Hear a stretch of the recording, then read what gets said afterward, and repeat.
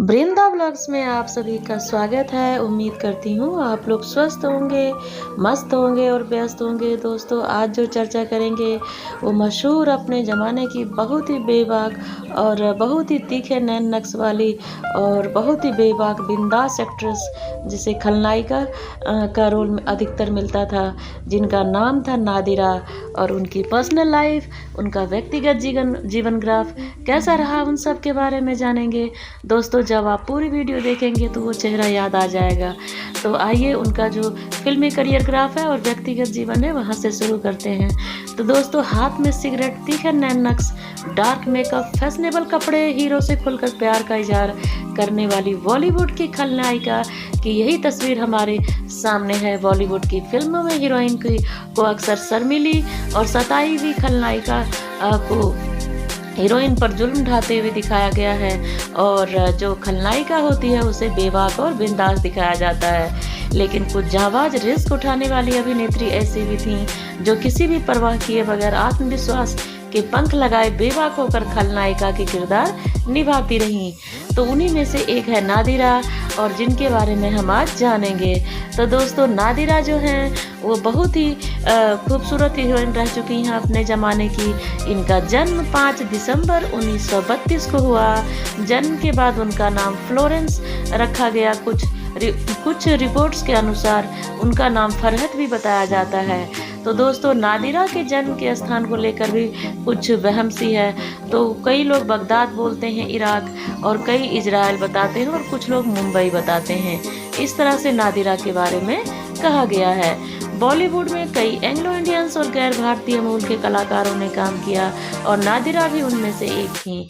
दोस्तों, नादिरा यहूदी धर्म का पालन करती थी, और कुछ रिपोर्ट्स के अनुसार नादिरा बॉलीवुड में 12 वर्ष की उम्र में ही एंट्री की थी, जब बॉलीवुड में महिलाएं साफ सुथरी छवि, पतिव्रता और किस्मत की मारी टाइप के रोल लिया करती थीं। उस जमाने में नादिरा ने एक अलग ही किरदार को चुना और अपने किरदारों के साथ जो है एक्सपेरिमेंट्स किए। बॉलीवुड की पहली अभिनेत्री थी जिन्होंने खलनायिका का किरदार निभाया। दोस्तों, 50 और 60 के दशक में नादिरा ने 70 से ज़्यादा फिल्में की। नादिरा को फिल्मी दुनिया से निर्देशक महबूब खान की पत्नी सरदार बेगम ने लाया, और नादिरा को 1952 में आई आन में पहला ब्रेक मिला। इस फिल्म में उन्होंने एक राजपूत राजकुमारी का रोल किया। फिल्म में उन्होंने एक बोल्ड सीन भी दिया था।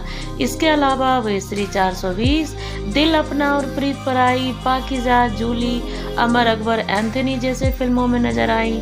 जूली के लिए नादिरा को बेस्ट सपोर्टिंग एक्ट्रेस का अवार्ड भी मिला, और 2000 में आई जोश नादिरा की आखिरी फिल्म थी। और रिपोर्ट की माने तो 1949 में नादिरा की सैलरी 1200 रुपये थी। रोल्स रॉयस खरीदने वाली वो पहली अभिनेत्री थी। और दोस्तों, नादिरा शोहरत की सीढ़ियाँ चढ़ती गई, तेज़ी से आगे बढ़ रही थी, और 1200 रुपये के बाद 2500, फिर 3600 रुपये मिलने लगे। नादिरा को जब 3600 रुपये मिले तो उन्हें यकीन नहीं हुआ, और उन्होंने कहा वो इतने रुपये लेकर अकेले घर नहीं जा सकती। तो उन्होंने अपने माँ के हाथ में वो पैसे रखे, और उनकी माँ ने उन पर डाउट किया कि कहीं वो चोरी करके ना लाई हो।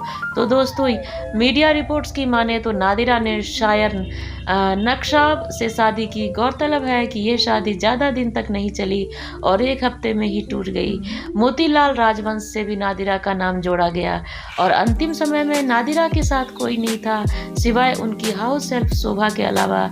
नादिरा पोद्दार रोड मुंबई स्थित वसुंधरा बिल्डिंग की 3री मंजिल पर रहती थी, और शोभा का कहना था जो उनकी हाउस हेल्प थी वो अपनी चीज़ें किसी को छूने नहीं देती थी, अपनी ज़िंदगी के किस्से सुनाया करती। नादिरा ने 9 फरवरी 2006 को दुनिया से अलविदा कह दिया। दोस्तों, इस तरह से उनकी जो है व्यक्तिगत लाइफ और फिल्मी करियर ग्राफ रहा। उम्मीद करती हूँ आप सभी को मैंने जो जानकारी दी ओल्ड इज़ गोल्ड के बारे में, तो प्लीज़ इसे ज़्यादा से ज़्यादा शेयर करें, लाइक करें, सब्सक्राइब करें, कमेंट भी करें। Thank you so much.